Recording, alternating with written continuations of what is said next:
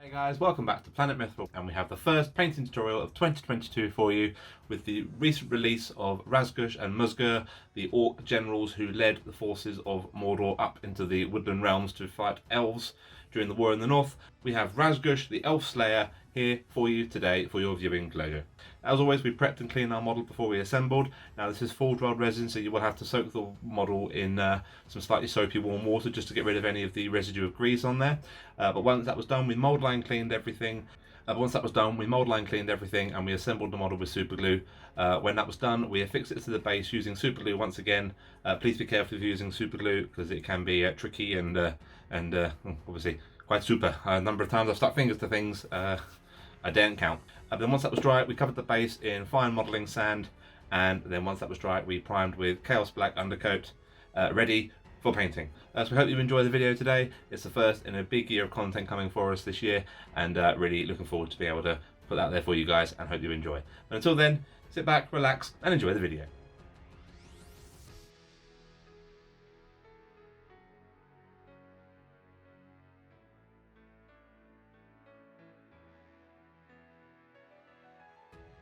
First, we're going to base coat the skin using a mix of wild flesh and rhinox hide, making sure to get all around the chin and cheeks, in the eye holes, around the jowls of his neck, and all across his fingers and hands.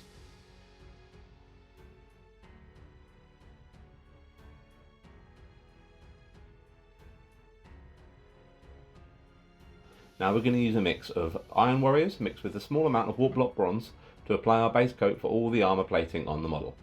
The Warplock Bronze will slightly tone down the look of the Iron Warriors and give it a slightly more beaten, rusted look to the base tone, which will translate really well when we get through to the layering and highlighting stages later on down the line.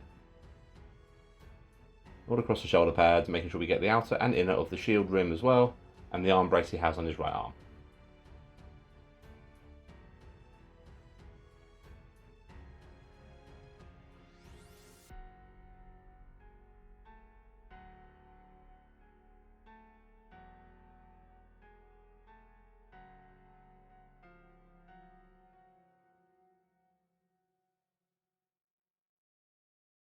Now we're going to use lead belcher and apply a dry brush to all the chainmail sections.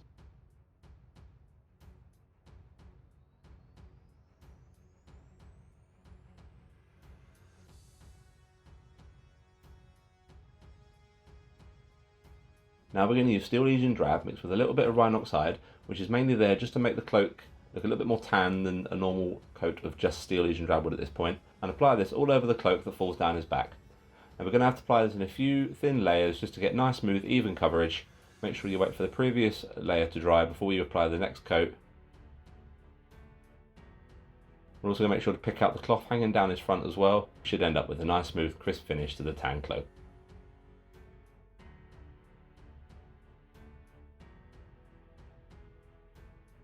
Now we're going to use a 3-part mix of Rakarth Flesh, Steel Legion Drab with a small amount of Rhinox hide, and we're just going to apply this as a base coat to the fur collar that falls down around his neck and around the front of his shoulders.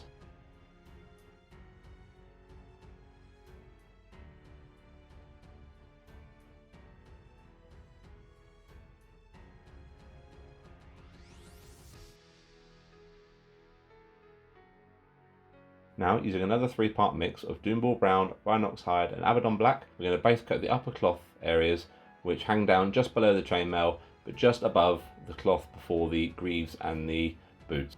This also includes the cloth areas around the upper arms as well as all the cloth just hanging down by his midsection around the front all the way around to the back.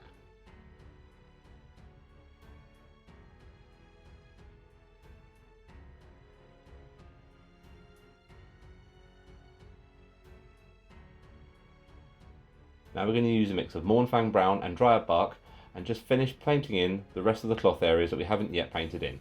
This just adds a little bit of differentiation between all the cloth areas on the model. I mean, he's an orc after all, he's going to be a little bit ragtag in what he's wearing. Carefully just paint in all the trouser legs, going down around the greaves, the back of the legs, the cloth sections between the gauntlet he's wearing on his right arm, and just any other cloth areas around any arms or legs that you see that we haven't touched up yet. Now we're going to use Rhinox hide and we're just going to base the entire outer shield as well as the inner area of the shield. Again, don't worry too much about clipping the insignia that's on the front because we're going to be painting this in later on.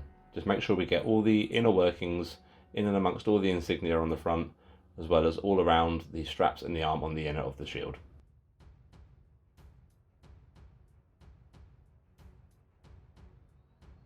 Now we're going to use corn red mixed with a little bit of Rhinox hide, just add a little bit of depth to the red, and we're going to very carefully paint on the red insignia, which is on his chest emblem, as well as the insignia over the front of the shield. Try and keep a nice point to your brush here and get this as targeted in as you can. We don't want to risk bleeding over onto the brown, because that will upset our wood effect later on.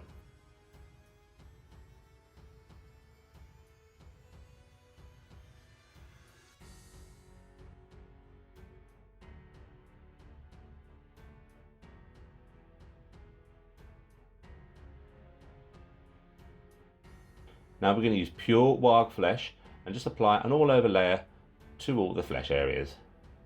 Just going all over the previous layer mix just to get a nice smooth coat and really help accentuate that putrid green orcish skin look we want to achieve.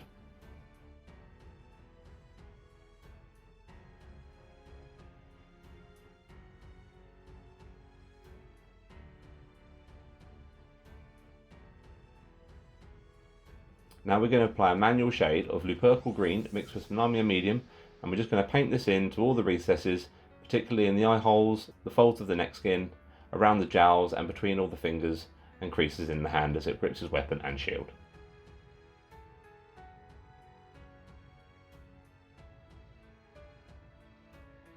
Now we're going to use Athonian Camo Shade mixed with some Narmia Medium, and we're going to tie the shade together with the previous layer and just apply an all over wash to all the flesh areas.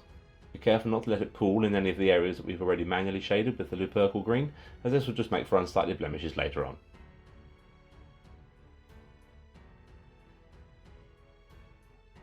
Now we're going to start adding Zamesi Desert to the warg flesh base mix, and we're just going to start layering up the skin once more, leaving the shade and the wash showing in the deepest recesses, all the way around the jawline, the folds in the neck, once again, the eye holes and between the fingers and thumb. The more definition we can create here at this stage, the more brutal and mean our orc will look once our skin is finished, so be as precise as you can for maximum orcish goodness. You can continue to add Zamesi Desert in as many subsequent stages as you like. We only felt we needed one just to get that mid-tone, but once you're finished with this particular stage, your mix should contain no more than 50% Zamesi Desert. Once you're happy with your previous stage, we're going to slowly start adding in Ogryn Camo to the warg flesh Zamesi Desert mix, and we're just going to start pushing these layer stages a little bit more just by focusing more on the outer and upper areas of skin and flesh, which are exposed more to direct light, leaving the previous layers and the wash and shade steps still showing in the recesses. Here we can pay particular attention to just separating out the fingers more and creating some definition across the fingers and across the backs of the hands.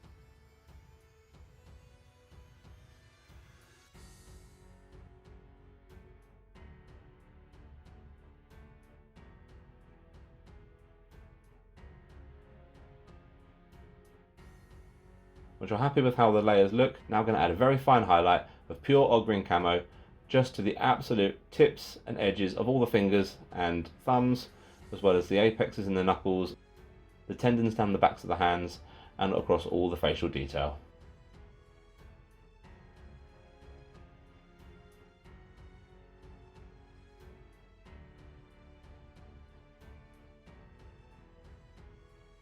Now we're going to use Rakarth Flesh, and with a very good point to your brush, just very carefully pick out his orky, gnarly teeth.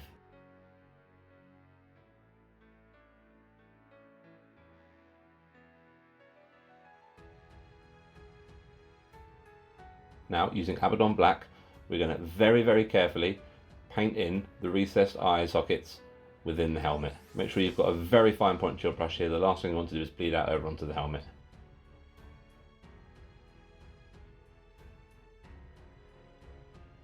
And finally, using Pallid Witch Flesh, we're just going to apply a dot either side of the eye hole where we've just made our recessed shadow for the eyes, just to finish off the eyeball effect within the helm.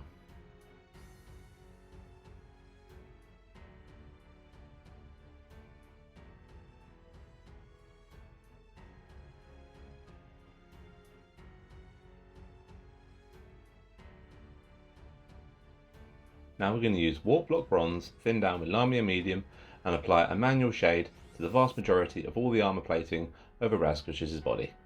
This just further helps push that rusty, beaten, ill-kept and ill-maintained armour look that we want to achieve for this nasty, brutish, orcish hero.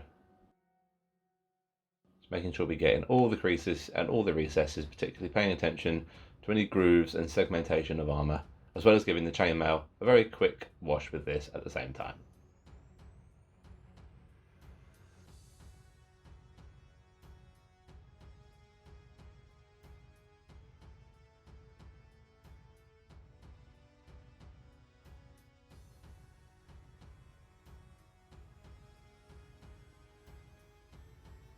Now on to the first of our 2 washes for this stage. We're going to use Agrax Earthshade to start off, thin down again with Lamia Medium, and apply an all over wash to all the armour and the chainmail at the same time with this mix. This just helps to tie in the Warplock bronze shading with the Iron Warriors and Warplock base coat and finish off the base tone for the armour that we want to achieve. Now all we have to do in the later stages is just tone it down to a muted level.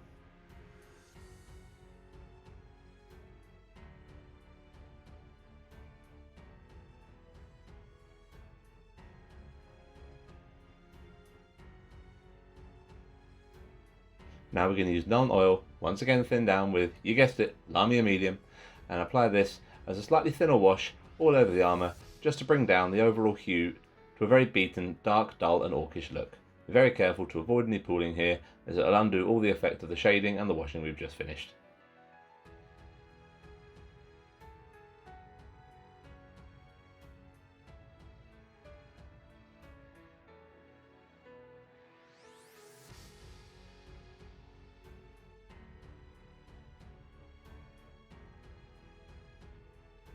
Now on to what's probably the most time consuming part of this model. We're going to use a mix of lead belcher and pallid witch flesh, and we're going to edge highlight all the armour plating all over the model. We first started off with the little rivets which are dotted around all over the place on the front of the shield and on the torso respectively.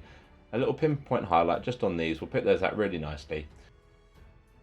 And now the painstaking task of going around all the armour plating and just very carefully picking out all the uppermost ridges and all the pointy jagged bits as much befitting an orc hero. To make sure we keep that sense of sharpness that we want from this orc hero, we want to make sure we've got a good point to our brush and keep our edge highlight as tight and as thin as we possibly can during the course of this stage. So the more precise and neater we can be here, the better the overall effect will look once we're finished. The pallid witch flesh also helps to bring up the tone of the lead belcher naturally enough that it doesn't look too bright and garish, and really complements the look of all the shading and weathering we've done in the previous stages.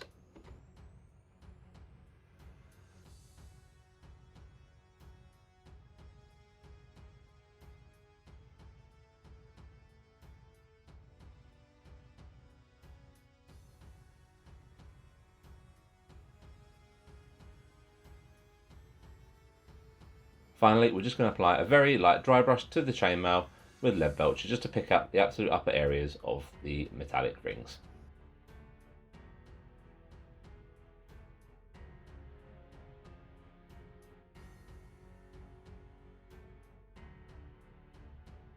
Now we're going to add some Baneblade Brown to the previous Steel Legion Rhinox Hide base mix and just apply an all over layer to the cloak and the material hanging down his front. Again, you may need to apply this in a few thin coats to get a nice smooth crisp finish to the cloak.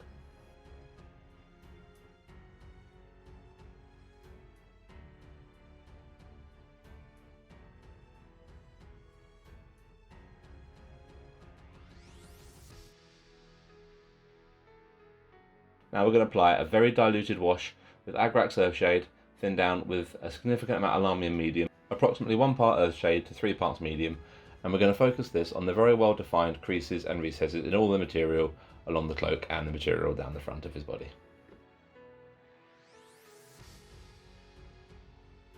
We're going to increase the amount of Baneblade Brown in the previous layer stage for the first layer highlight after the wash, and now we're just going to focus on picking out some of the more defined, bigger, bulkier areas of raised material just to create a nice sense of initial definition and flow through all the material. The cloak folds are really well defined, so this will be really easy and really quite satisfying to paint in on both the inner and the reverse.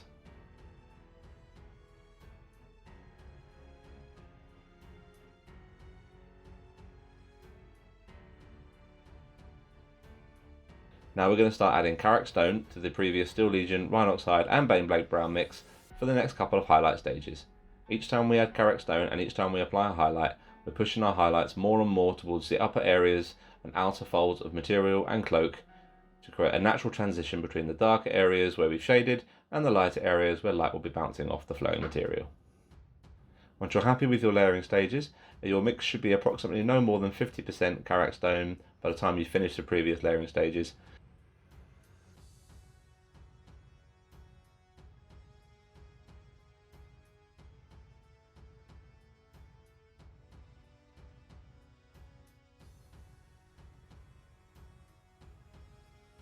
The final highlight, we're going to apply a very edge highlight with pure Karak stone just to pick out the absolute edges and absolute upper folds of material, just to reflect where the light is bouncing off more prominently.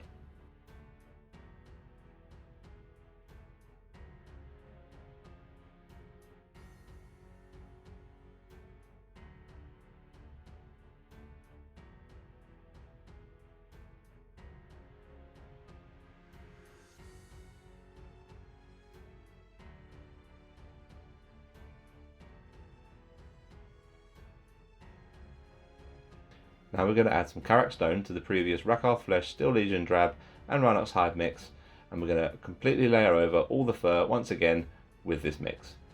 A nice thin layer so we don't wear away any of the detail in between all the individual strands of fur. Just get nice smooth coverage and a nice even finish.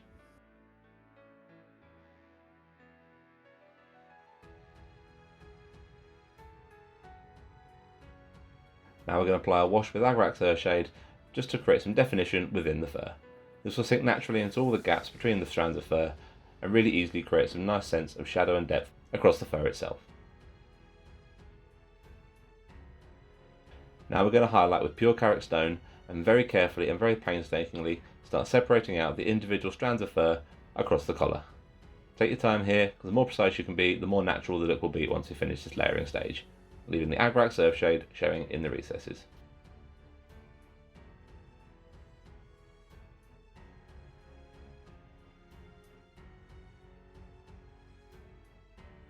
Now we're going to use a mix of Karak stone and pallid witch flesh and just highlight these strands of fur a little bit more, just by focusing on some of the upper areas and the upper bends and curves in the fur itself. Once again, just pushing that definition between the lighter and the darker areas of the fur collar.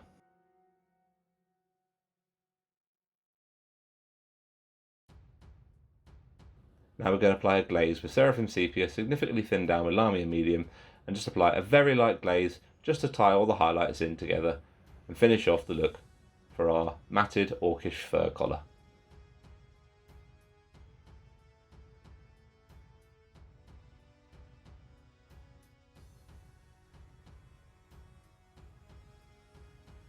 Now we're going to layer over the upper area of waistcloth with pure Doomball brown, making sure we get all around the legs and under the arms as we did with the base layer.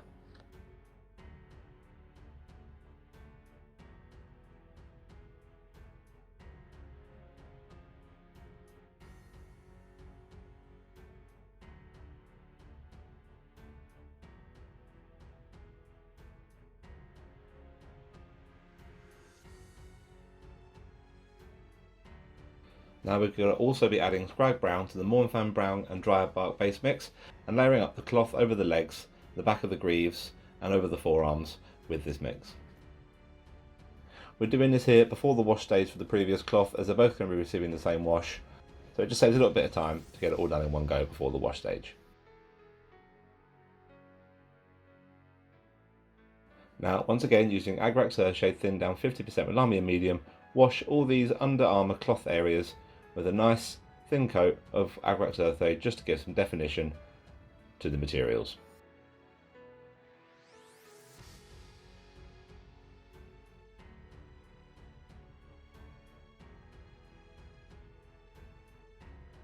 Now we're going to use Doomball Brown mixed with some Tuskor fur and apply an overlayer to the upper area of waist cloth, now leaving the Agrax Earthshade showing the Doomball leaving the Agrax Earthshade and the Doomball Brown showing in the recesses around the armour joins and in the creases where the material folds up underneath his arms.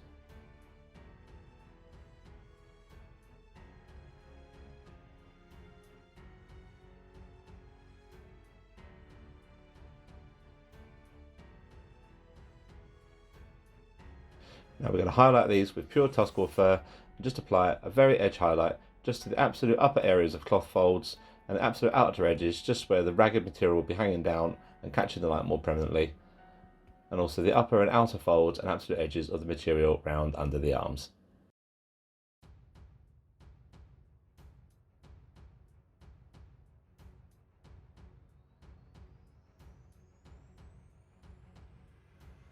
Now we're going to layer up the leg cloth by adding some Deathclaw brown to the Mournfang, Dryad, Bark and Scrag brown mix that we used pre-wash.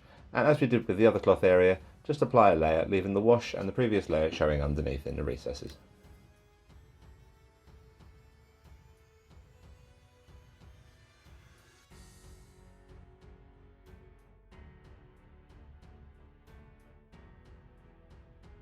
Now we're going to apply a very fine edge highlight now, just with Deathclaw brown, just to catch the edges of material, as we did with the cloak and the previous cloth layer, just to where the light will be hitting more prominently and providing a bit of depth and shadow across these areas of material.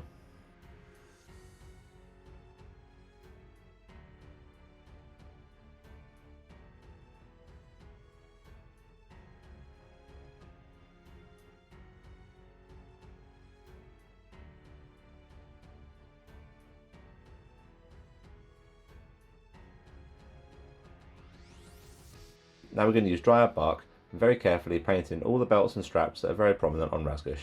This includes around the waist, under the arms, the straps attaching the shield to his forearm and around the backs of the legs, as well as painting in the mace handle, being careful not to clip out over onto the skin.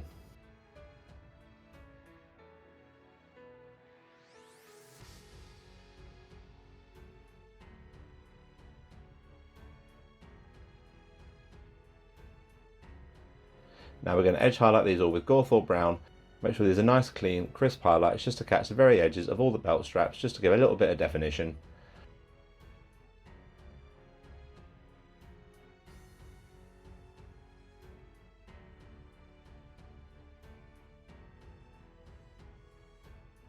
As well as dragging your paint in very small, thin, random streaks down the length of the mace shaft, just to create a very quick wood grain effect.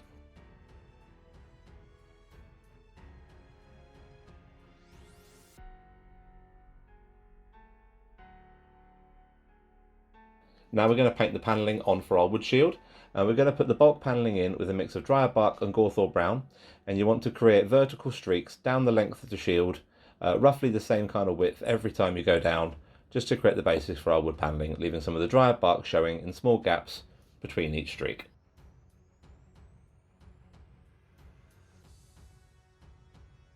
Now, using Gawthor brown and making sure you've got a very fine point to your brush, as we did with the mace shaft, just draw your paint down in very thin, almost random streaks.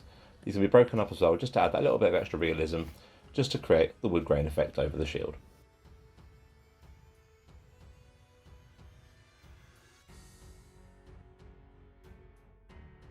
Now we're going to use a mix of corn red, Rhinox hide and Evil Sun Scarlet, and we're going to layer over the insignia over Razgush's chest, as well as the insignia on the front of the shield.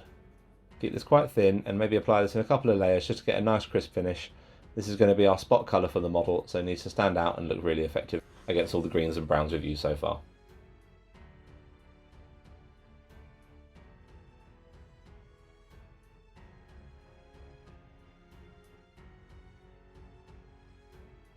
Now we're going to highlight all the insignias with Evil Sun Scarlet, leaving the previous layer showing in the creases where the armour curves up underneath his chest and where the insignia will be dipping into shadow on the bottom of the shield.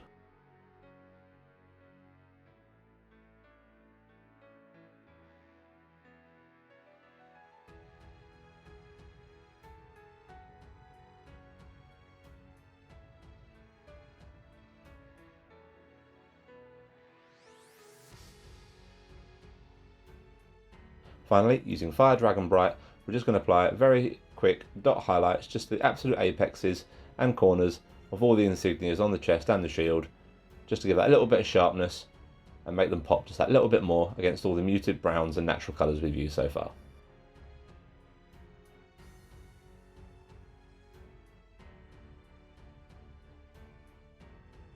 Once we've done all these, we're going to go around now and just pick out any of the extra details we've missed. This includes the rivets on the shield exterior, as well as any of the belt buckles that we haven't painted on just yet, as we'll wait until we've finished all the other parts on the model to get these done. Now, using Rakarth Flesh, very carefully pick out all the bones hanging down Razgush's front.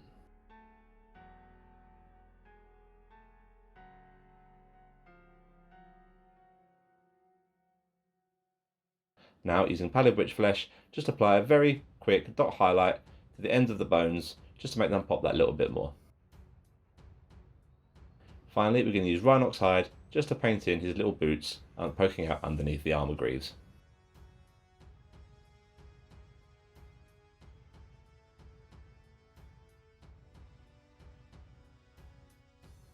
And then we're going to highlight these now with Gorthor Brown.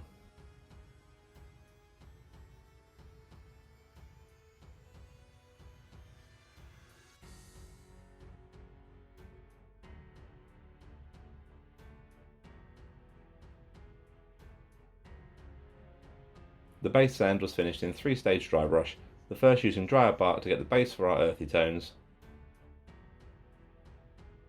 Next with a lighter dry brush of Gorthor Brown over the top.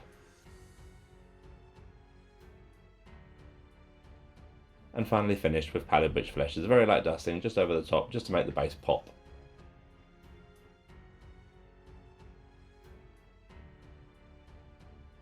We decorated our base with a mixture of middleland tufts, dead leaves and clump foliage using PVA glue, and we just kind of sparsely dotted these around the base just to make it visually interesting and give it a little bit more appeal on the tabletop.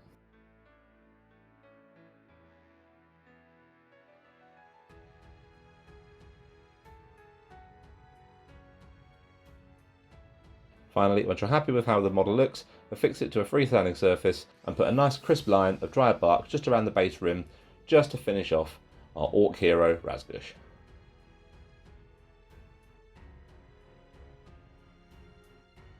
And there we have it, Razgush ready to lead the war into the north against Thranduil and the Elven kin that dwell there.